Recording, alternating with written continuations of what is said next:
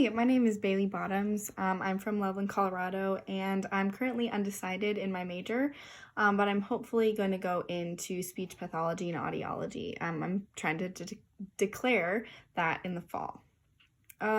So a moment that I felt sort of defined the human experience for me, it might seem a little bit silly, but was my final soccer game of my career. I didn't know it was the last one I was ever going to play, but due to COVID, it was. And I've been playing soccer for, I think, 15 years now.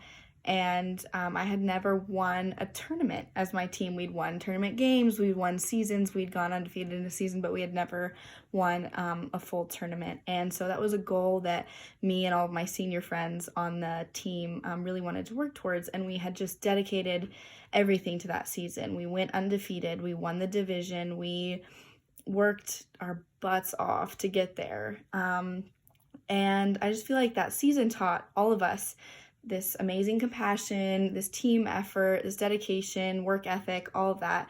And we ended up winning the whole tournament. And I just remember feeling so alive and so human after this game because my body hurt, my lungs hurt, but it didn't matter because we were joyful and we were celebrating and we were crying. And I just got to share this once in a lifetime moment with all of my favorite people on the planet. So that was an incredible experience, and I definitely felt one of the most human moments of my life.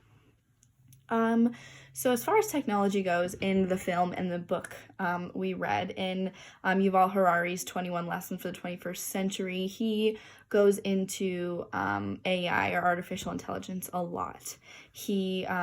And one of the issues he dives into with this kind of technology is the possible job loss that could come from it, because they were saying that AI machines could possibly become surgeons and start driving cars and start inching away at taking millions of jobs away, right? And joblessness and unemployment is already such a huge issue in the world today that building on that issue would definitely not be beneficial to humans. But on the other hand, a positive that he brings up is taking away human error out of so many crucial jobs like surgery or driving cars, right? Because in the book, I think he says 1.2 or 1.5 million people die a year because of car accidents, for example. And because someone's falling asleep at the wheel, or people don't see each other on the road, someone's drunk, right? And if you take that away and have all these cars programmed on the same function, then you take hugely that risk out of the picture. And so that was a huge benefit that Harari presented in his book of the possible AI technology. And in the movie WALL-E, it kind of shows technology as this great thing, right? It brings all this ease to life. There's a robot that brings you food. There's a robot that drives you around.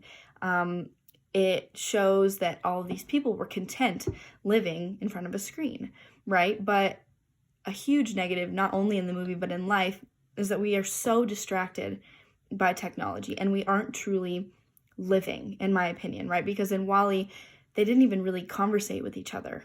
They were watching a screen. They weren't really experiencing true human emotion. They weren't feeling alive, right? And in life today, I feel like that's hugely prevalent.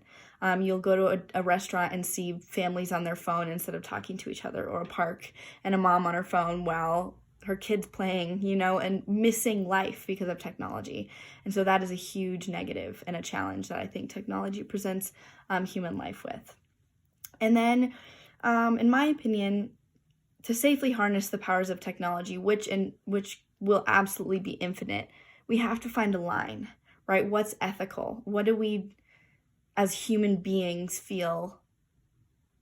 Where's the line, right? And that's such a hard line to draw, because medical advancements will save so many millions and millions of people's lives, right? But where do you draw the line with medicine? Because eventually, like in Harari's book, he said that we might be able to medically design brains with technology and take away emotions with technology. And that's terrifying, right?